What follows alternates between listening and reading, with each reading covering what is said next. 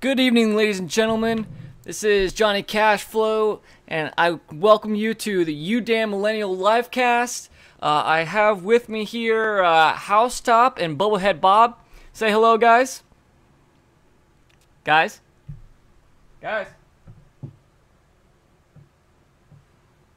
Okay. So it appears as though this is not going to be the Housetop and Bubblehead Bob episode. This is just going to be the Johnny Cashflow episode. So forget those guys. You're just going to have to listen to me for an hour. But it's alright, because I'm used to talking by myself for long periods of time. So, a couple things real quick to get out of the way. First, I'm looking to try and do this weekly thing. Basically, Housetop got called into work, and Bubblehead Bob is stuck hugging a toilet. So, hopefully, in the future, it's not just going to be me, but if it is, then I hope you like and subscribe, like what I have to say. Basically, I'm trying to actually avoid doing the daily show or just churning out content. Mostly because just to do like a 6-minute video takes hours to do and put together. A lot of people don't know that. So these kind of ways of just doing the live streams are kind of a way for me to avoid doing that, being a little lazy, and just kind of having some fun with some friends. All right. So let's get into it. All right. So first and foremost, I'm working on a thesis that some people know about, and it's about free speech. So what you'll find, I think, in the coming weeks, months, out of me is that I'm really trying to work on this concept of free speech absolutism. So, for example, where is the line drawn? So today we're going to talk a little bit about free speech, hate speech, and what that really means, right? So to be a free speech absolutist means that, on one hand, I support people like Jordan Peterson and who's the guy from Evergreen State College, Brett Weinstein, right? And their right to express their views without being essentially fired, called out for it, or what have you. But where the problem kind of comes in at is, like, you have at UVA, we had a professor named Douglas Muir. I did a video on it. I did 2 videos on it, right?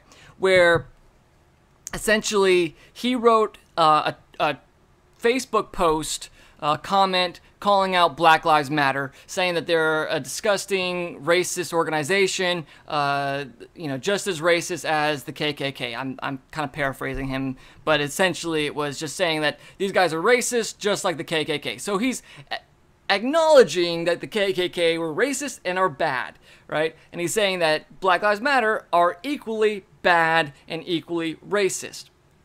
Well, he got suspended, and he had to come out about a month later with this whole apology. Oh, I'm so sorry. I didn't know better, and now I've seen the light.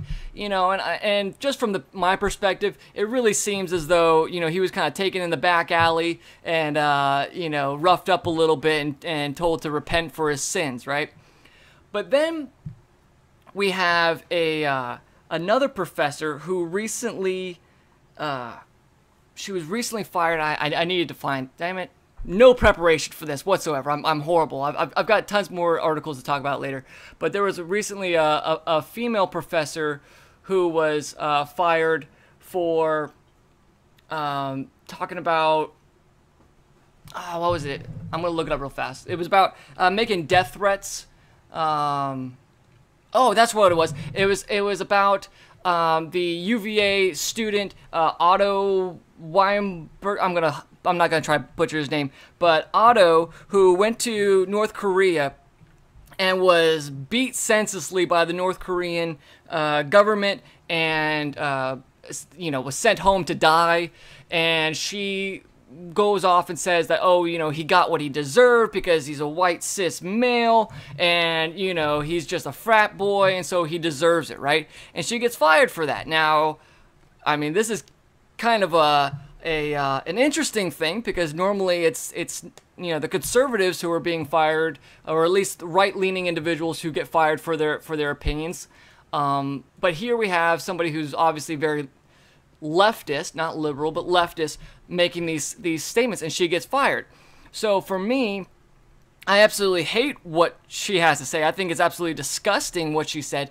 But if I defend Douglas Muir's right to say that, Black Lives Matter is a racist organization, then I need to also defend this other professor's right to say that Otto was, that he got what he deserves or whatever, all this other stuff that I think is disgusting. And so this is kind of where I find myself in a moral quandary, because at the same time, I also believe that a business has, and universities are businesses, that they have the right to conduct their business however they see fit, right? So I support the baker to refuse service to bake a gay wedding cake just as much as I support, a Muslim deli owner to not serve pork, and everything in between, right? I think that whatever you want to do for your business should be absolute, and you live or die based on your decisions. So the university came out and said that they fired this female professor because her views do not represent the views of the and morals and of the college. Okay. Well, they said the same thing about Douglas Muir. So I think the only line that can be drawn is the differences between public and private institutions. But this is an area that I will delve into deeper, and when I have my my other guest hosts on to kind of talk about, because I'm still figuring out where I stand on this and how I feel about it. So leave some comments. Let me know what your guys' thoughts are on this, because I'm still evolving, as they say, in my where I stand on this is in regards to free speech, right?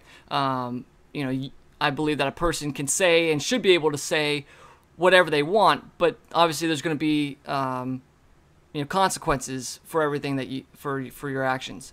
So where is that line drawn of protection of speech for a professor versus them having the right to say, well, we don't agree with what this person says, and so we're going to fire them? I don't know. So that's my intro. Tell me what you think.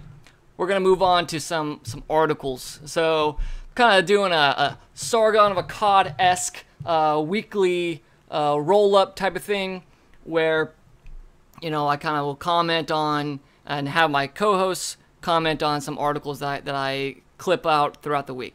All right. So let's get started. So the first one comes out of BBC. Talks about a Kansas shooting suspect, Puritan, charged with Olaf hate crime. Essentially, this guy, I'm going to try and scroll it down here. Hopefully it doesn't start up talking and try and talk over me. But essentially, this guy was in a bar and, sees an Indian, because look at the guy. Let's face it, he just looks ignorant, all right? He just looks ignorant as all hell. So the guy sees an Indian man in a bar. He's drinking and just goes total freaking backwater redneck on the guy. Get out of our country, and stabs this guy. Okay. And then I think he also injures another man. He shoots. Yeah, so he shoots another guy. I probably should read it first before we're just going, right? Okay, so he shoots them. Sorry, I thought this was a stabbing thing, but so he shoots two guys. One of them happens to be Indian. All right. So this is my issue with this, and this is my issue with hate crimes in general, is that it's already a crime to kill somebody, right? He's being charged with first-degree murder and 2 counts attempted first-degree murder, right? So, what's the point of hate crimes then? Like, if the guy's already committing murder, then why not just charge him? I mean, like, nobody's ever committed a violent crime out of love. Every violent crime is out of hate. Like, nobody's ever, you know, I got into a lot of fights growing up. I got picked on a lot. You know, just me riding my bike last semester to class, I had people try to assault me. You know, they didn't try to assault me out of love. You know, they you know, so having a hate crime is absolutely redundant and pointless. So that leads us into this report. So this month, they came out and reported that over half of hate crimes in the U.S. go unreported. Well then, what's the point? What? Like I said, there's no point in having hate crime laws at all. Because really, what they try and say is like, oh, well, it's going to, you know, be able to tack on more time or be able to punish people more.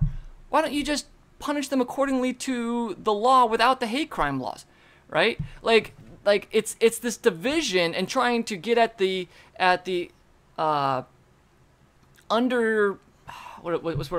intentions of people, you know, that are open to interpretation by the judge and jury and such. And I think that's bullshit. I think that's absolutely bullshit. You know, if I'm white and a white guy attacks me and shoots me, you know, he's not doing that out of anything other than hate. So it's absolutely ridiculous. So one of these things, as I'm reading this article, I think it's absolutely hilarious.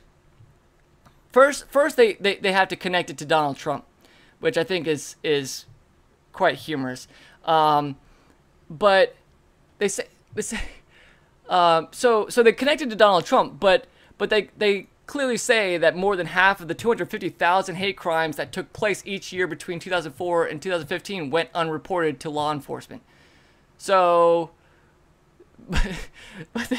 So they're going back as far as 13 years ago, but they connected to Donald Trump. I think that's pretty funny. But then they go on to say why. So why aren't they reported? And I think it's also interesting how they get to 250,000. But where does it say? Okay, so let's tear this apart. So Sessions. Attorney General Sessions is quoted as saying, hate crimes are violent crimes. True. Okay. No person should have to fear being violently attacked because of who they are, what they believe, or how they worship. Okay. But staking on a hate crime law isn't going to prevent that. It's just like nobody's ever going to be like, well, you know, the redneck who shot the guy in the bar who was, you know, while he was drinking isn't going to be like, oh, well, I fucking hate that guy, but, oh, you know what?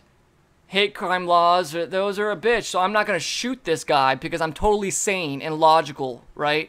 Like, it's just like having a gun-free zone sign in front of a school. Nobody who's ever said, well, I'm going to go fucking kill a bunch of kids, I'm going to take my gun and I'm going to go shoot up this school, has ever stopped at a gun-free zone sign and be like, oh, well, there's a sign here, and so, well, I guess I'm not going to do that. No, the person's already decided that they're going to freaking kill a bunch of kids. They don't give a shit about a sign. Just like people who have hate in their heart, who hate people, aren't going to be like, oh, well, it's that one little bit. It's that one little hate crime law. Oh, well, I was going to shoot this guy because I'm an ignorant freaking redneck, but hate crime laws, so I'm just going to not do that. That's never happened. All right. So okay, so then Levin, who's this guy? Okay, the new survey shows the limits of hate crime reporting, said Brian Levin, director of the Center for the Study of Hate and Extremism of California State University. He's quoted saying, many victims don't report hate crimes because of personal and institutional reasons. I love that saying of institutional. It's kind of like institutional racism, institutional, systemic. But Levin said, while some victims distrust the police keeps them from coming forward, so, oh my God. Okay, so distrust of the police is going to prevent somebody from coming forward. Where was it? It says where did I read? They go on to say that, oh crap, where was it? Oh shit, where is it? Come on.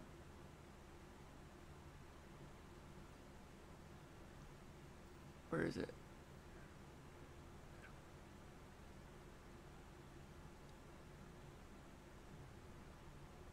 New survey limits. Shit. Where is it? So it said, this is why I need co-workers, man. But it said, it talked about how the reasons why they didn't come forward were because it didn't like it didn't really matter to them. Where was it? Oh shit.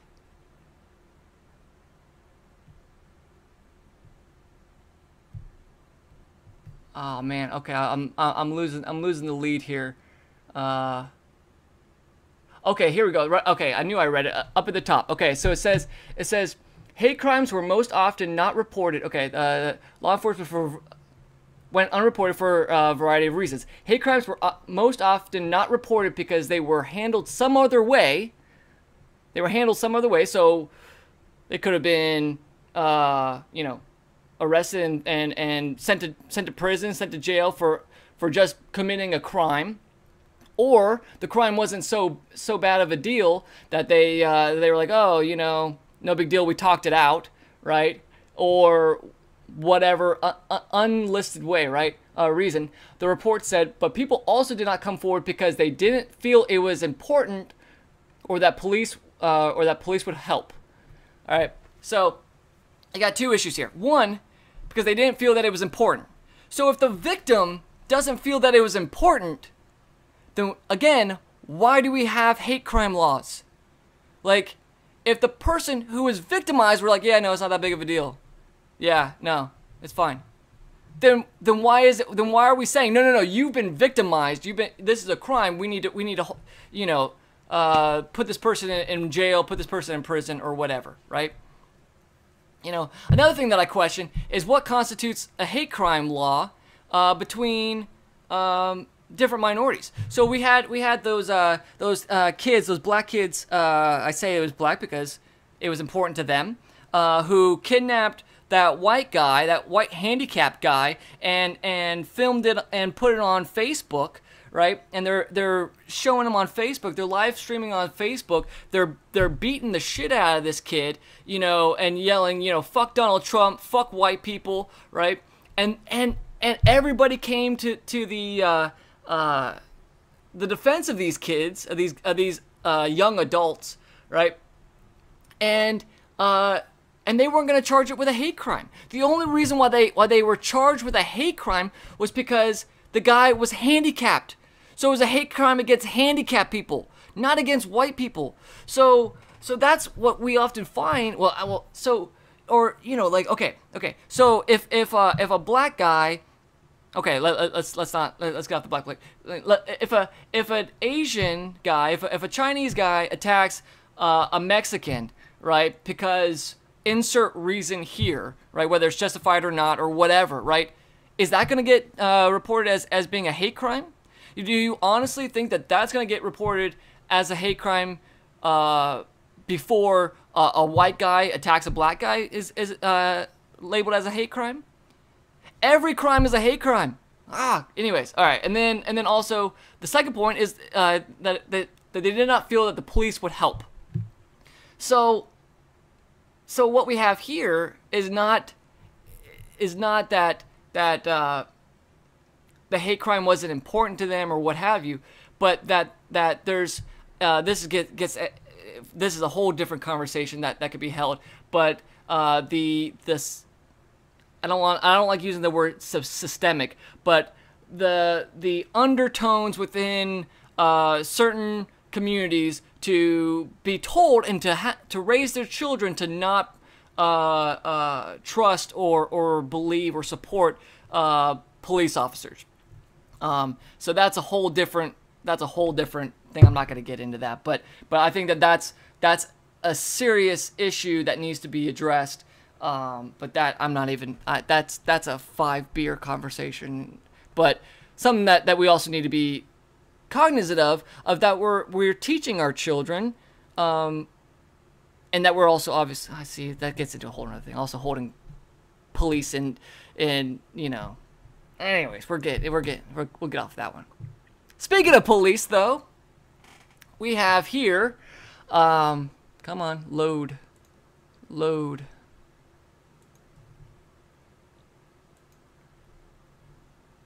Oh, is this not going to load properly?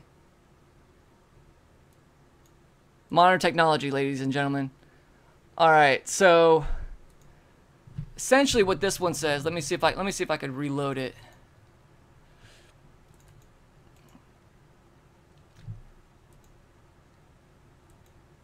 Come on.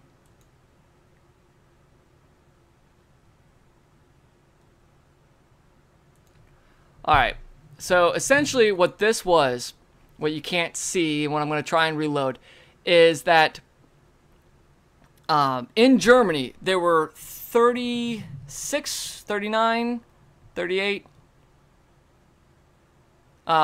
individuals who were arrested for hate crimes, for hate speech. I'm sorry, not hate crimes, hate speech. Let me see if I can add this guy up.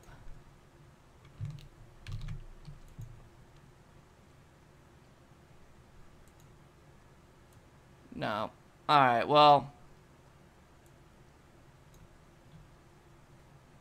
modern technology, folks. All right. So we have in Germany, they were arrested for hate speech and posting on the internet, right? If you can go back and you can check it out, that Facebook, Mark Zuckerberg went and met with Merkel, and they had this discussion about cracking down on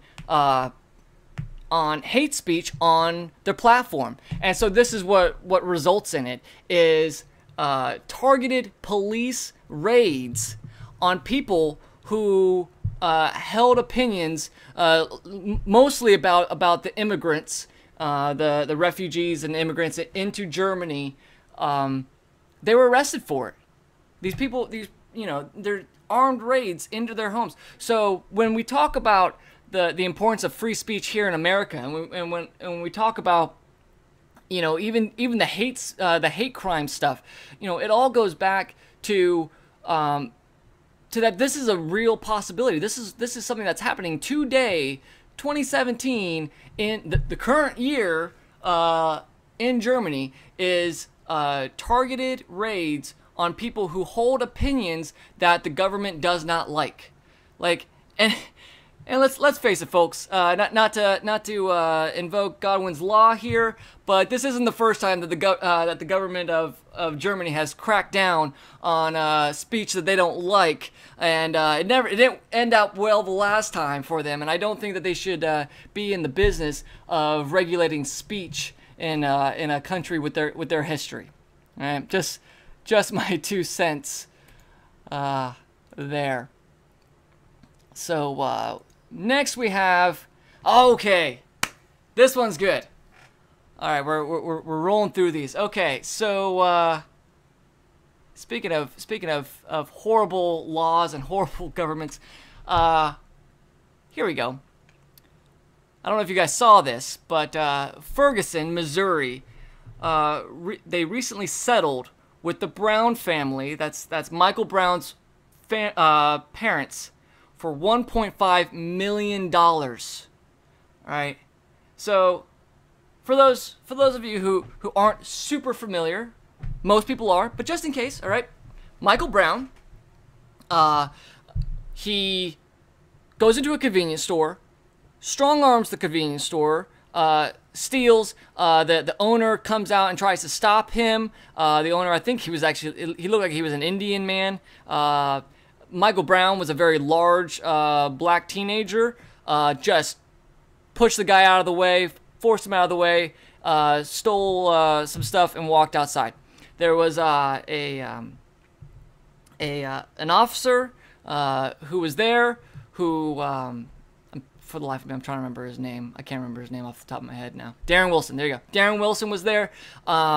He was in his vehicle, and I believe it was like a SUV police vehicle, and told Michael Brown to stop. Michael Brown assaulted Darren Wilson in the vehicle, claiming and allegedly tried to retrieve the gun, Darren Wilson's gun. There was forensic evidence which supported this, where you can see that there was a Darren Wilson's hand was injured during the altercation inside the vehicle. Michael Brown then tried to flee. I'm not entirely sure whether he walked away or ran away or whatever.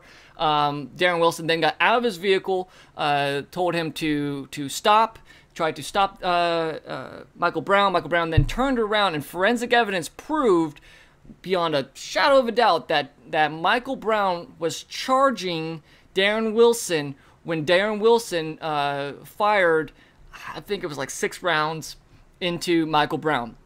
The forensic autopsy showed that the rounds hit him in the shoulders, in the arms, and in the chest. And I think one was even through his head, showing that his head was down or something. It was something like this, where and you can do a little bit of research on this, but they showed how he was charging Darren Wilson. Okay.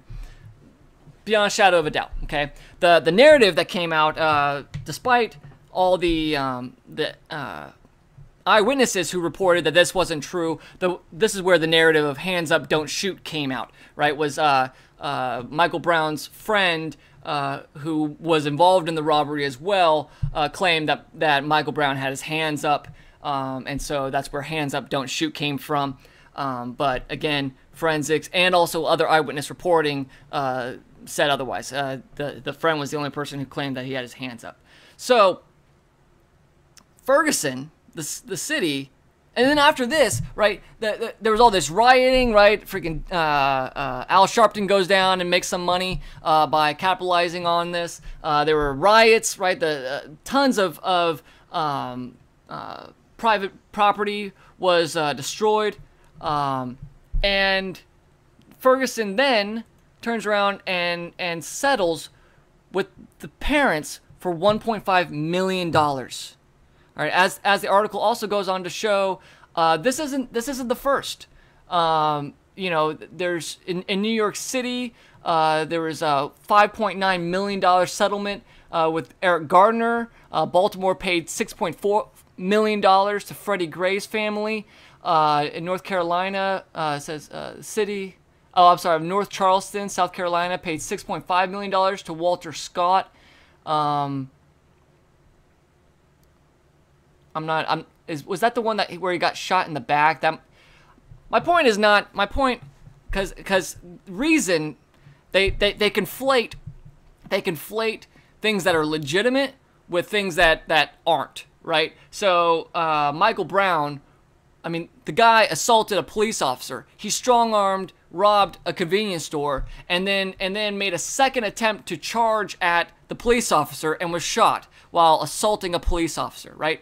And they kind of like lump that in with Walter Scott. And if that's the one that I think it is, that was the one where he in open field or whatever shoots the guy in the back while he was running, and then tries to plant the taser on him.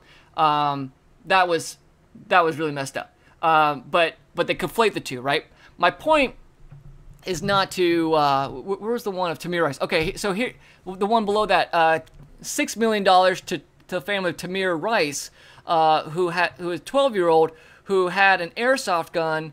And another reason article that I read about this one claimed that Tamir Rice, they said that he was unarmed, right? Well, he had an airsoft gun.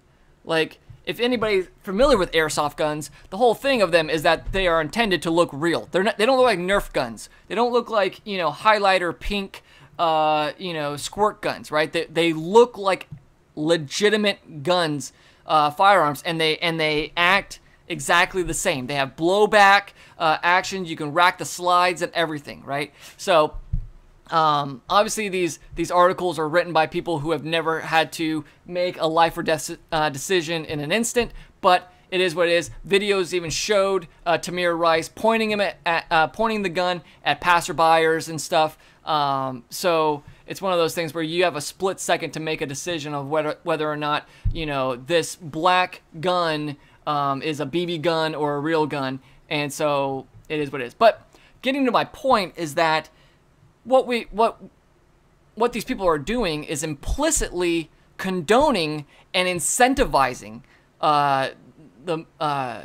these behaviors, the deaths of their children, right? So if we lay this over the suicide bombers, right, in Palestine, right, Palestinian suicide bombers, Pakistani suicide bombers, what happens is that the ISIS, Al-Qaeda, I'm trying to remember all the acronyms, but the PLO, right, the Palestinian Liberation Organization. Anyways, they pay the families, right? So they incentivize these you know, poor families to you know, to have their children and incentivize them to give their children up for the good fight, by saying that we're going to take care of your families, right? So these children are now this is obviously explicitly you know, promoting their martyrdom by blowing themselves up, right? That's explicit, right? They say, hey, we're going to pay your family tons of money to go martyr yourself. Now, that's the same thing. I would argue that's the same thing that we're doing here. That we collectively, what these governments are doing, local governments are doing, but only implicitly, right? You're incentivizing going out, attacking a police officer, and being killed, and getting payment from it. You know, again, reason. This is why I like to believe that I'm not in an echo chamber so much, because reason, they piss me off with a lot of stuff, and then they also confirm some of my biases other times. So this is a perfect example of where, you know, I disagree with them when they're saying, you know, they basically try to lump Michael Brown with Walter Scott, and you know, and Tamir Rice or Eric Gardner. You know, they lump them all together, but at the same time, this is a good example of how, you know, the talk of the bigotry of low expectations, right? It's almost like, oh, well, you know, they're calling us racist because, you know, our police officers were defending themselves, or because, you know, they were doing, you know, they were resisting arrest or whatever, right? So this happened, so we're gonna pay them. And I think that's really doing a disservice to what I hate to call, but everybody else calls, the black community. I fear that this is going to create worse tensions, and that this is going to incentivize negative behavior in the attempts to make $1 million, to get out of you know, low-paying houses and you know, the ghetto, so to speak. So something to keep an eye on. I fear that's what's going on here, and obviously I'm absolutely against it. Moving on. Next we have come on. Next we have a million ads that I'm trying not to click on while trying to scroll down. All right, so next we have headline out of Fortune. Google must delete search results worldwide. Supreme Court of Canada rules.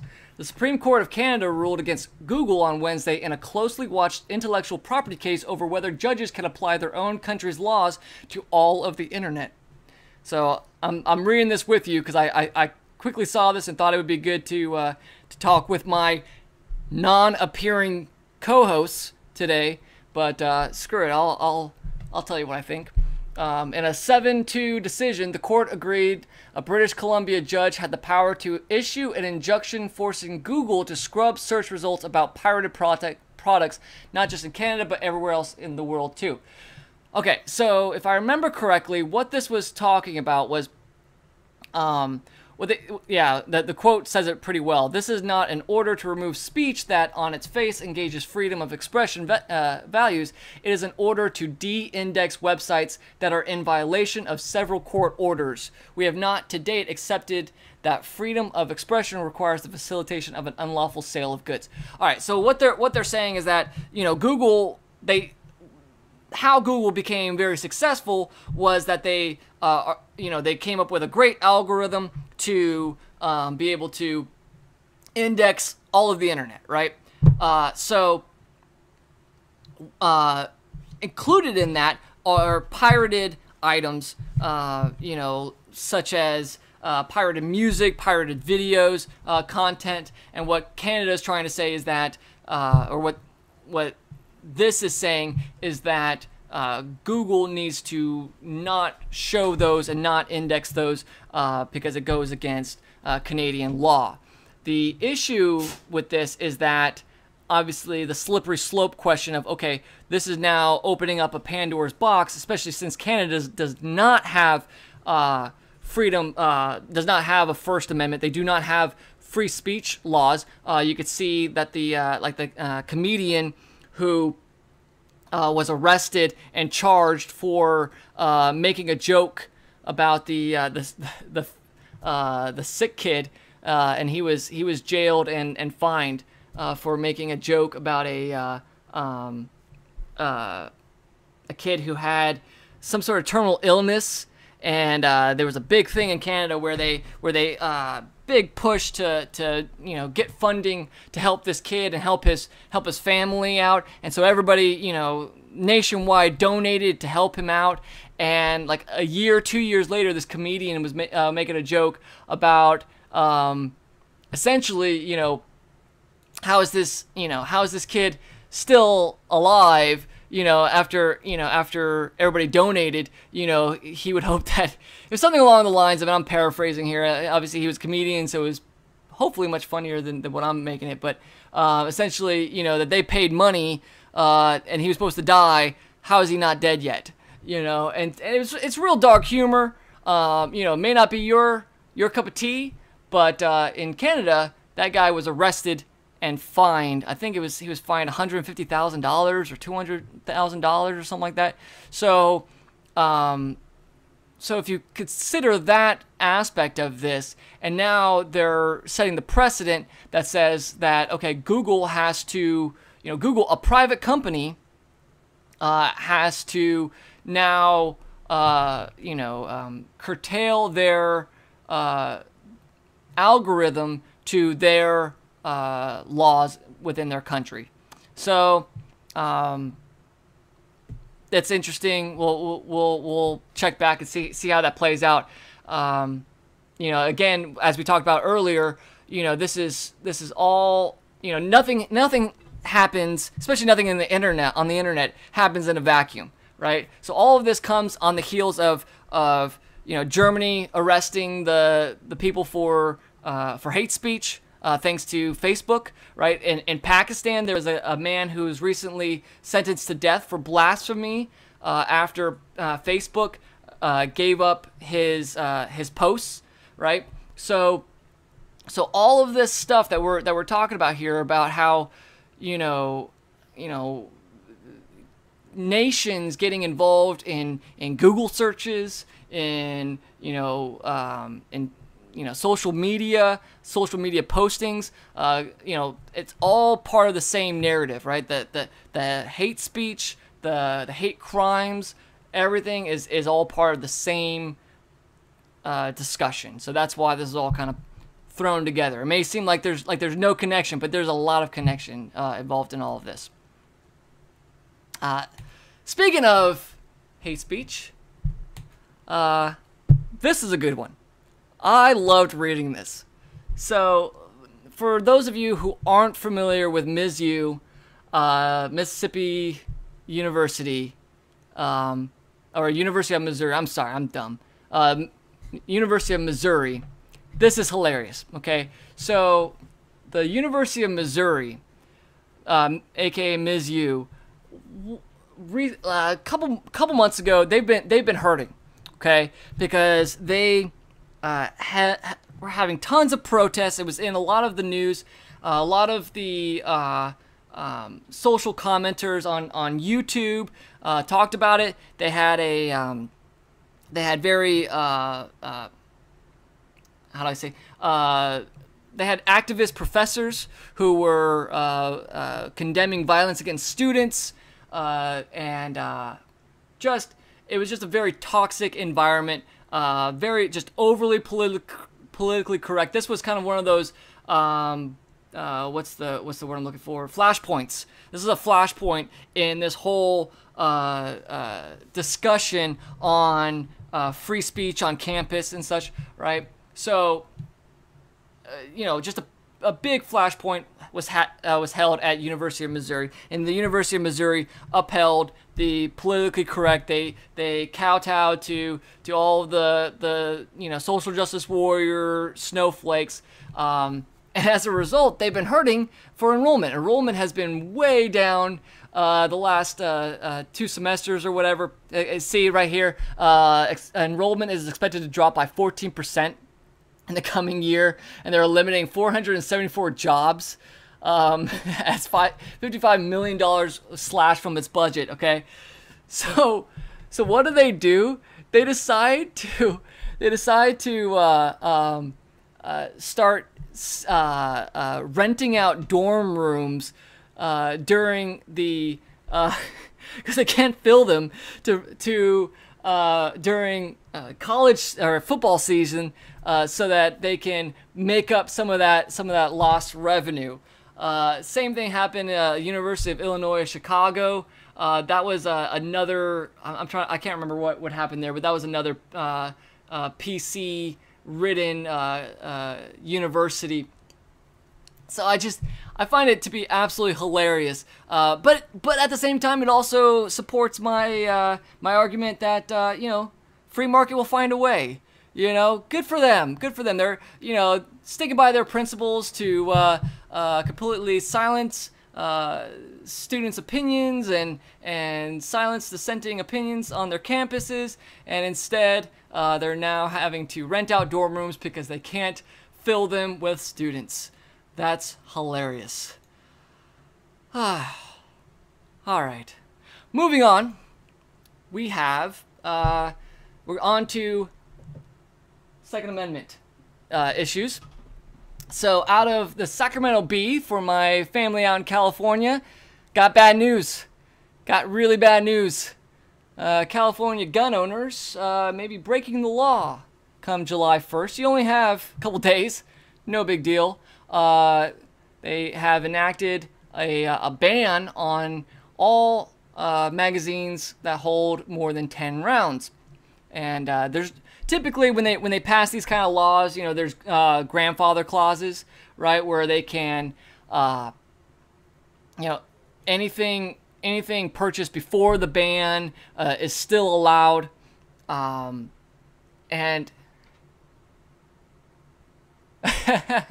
thank you, Mr. Patrick Fritz. We got a commenter for his comment. He said, "You suck and need to be shut down. Racist hate monger, hate speech." Thank you, commenter Patrick Fritz. I appreciate your feedback. I will make sure to shut myself down for being a racist hate monger. So as California, I think it's great that the Sacramento Bee points out that there is upwards of 6 million plus gun owners in California alone. All right, so like, mind you, there's the FBI estimates over 350 million firearms in America, right? And a large majority of them have rounds, magazines over 10 rounds capacity. So this is just absolutely just insane. This is why when we talk about like when they say common sense gun laws, this is what a common sense gun law is that it turns law-abiding citizens today into criminals tomorrow. And that's absolutely what they do. So today, as of June 29th, right, you could have a 30, I don't know, in California I think it's even less than that, but let's say you have a 30-round magazine, right, which is totally legal today, right? But in 2 days, right, come this Saturday, you're now going to be a criminal. You are acting against the law, and the government of California can and will come and get you if they find out about you having more than 10 rounds in a magazine, right? This goes back to what we talked about even before, right? If somebody says, I'm going to go to a school and shoot up a bunch of kids, right? They've already accepted that they're going to commit murder, mass murder. They're not going to be like, oh, well, but this one law says that I can't have more than 10 rounds in a magazine, so I guess I'm just not going to go murder a bunch of innocent children.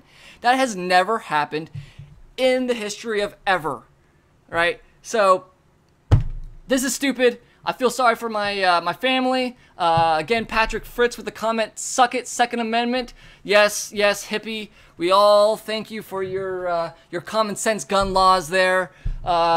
Vote Democrat, you damn hippie. And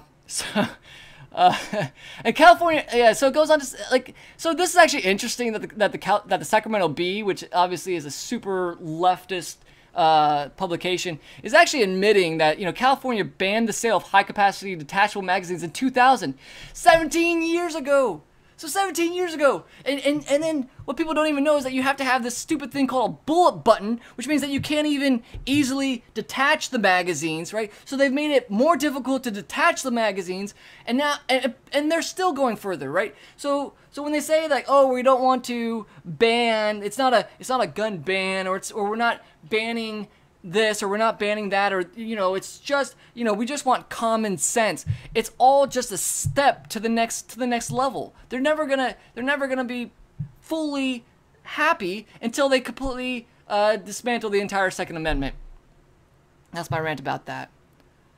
Speaking of gun control laws, this one's good. Do I have to listen to this jackhole first? All right, we're gonna play this clip.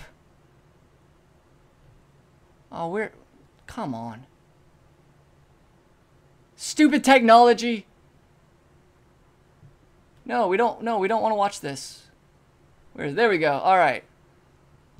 Be careful. This may be sensitive to some viewers. One-time access code to use the ATM. Just my phone. Yeah.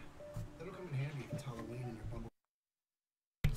Sorry for the advertisement, folks. We gotta just bear with us here.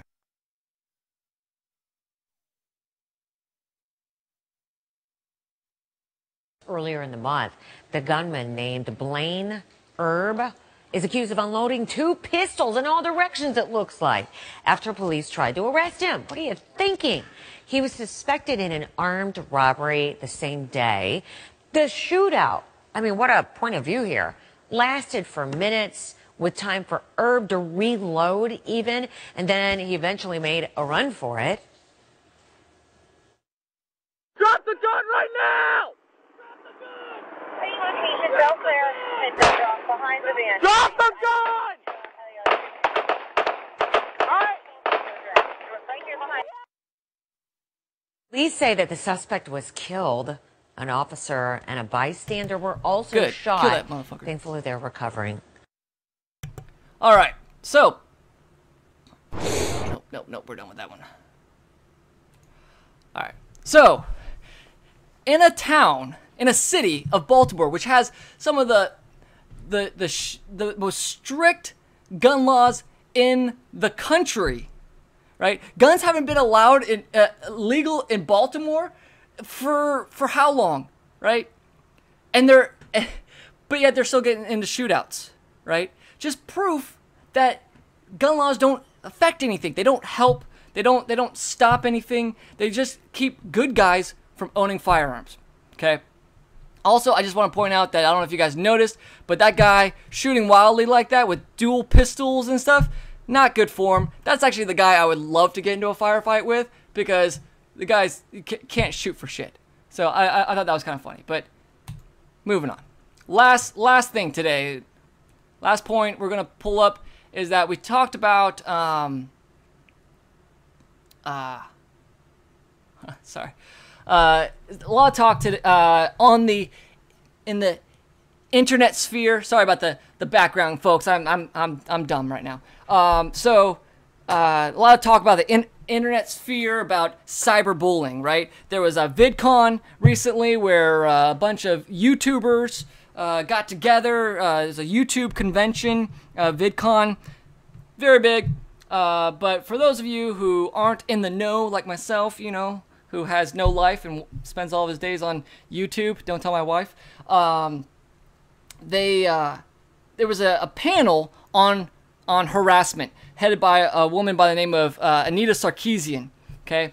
And she is a radical feminist reporter, talks about, you know, toxic masculinity. She heads up an article publication called Feminist Frequency, and she talks about how largely she talks about sexism in video games, right? So just total cancer bullshit, but that's what she basically talks about. So she's on this panel, and she talks about how, you know, okay, so she's on this panel talking about harassment, right? And these YouTubers, they all who often make videos kind of debunking what she says and kind of response videos to some of her articles and stuff, they decide they're going to attend the panel. Okay, so they sit up front and they all agree, okay, we're not going to say anything, like, right? We're just here to listen. We're not going to laugh. We're not going to mock her. We're not going to say shit. We're just going to sit here, right? And just listen to what she has to say, right? So not even 5 minutes into the panel, she goes off on them, yelling and screaming at them, saying that, you know, calling them pieces of shit. They're human garbage. I'm sorry, no, they're garbage human, and that they're just these horrible people and all this kind of stuff. Essentially, she's on the panel to talk about cyberbullying and harassment while she's bullying and harassing, using her platform to bully and harass the audience who's in the middle or in the front of the audience. So, in solidarity with her, I wanted to take a stand against online bullying and cyber harassment. And so I put together this video on how to, you know, take a stand against cyberbullying. So enjoy my video. I hope that people can learn and take something from it.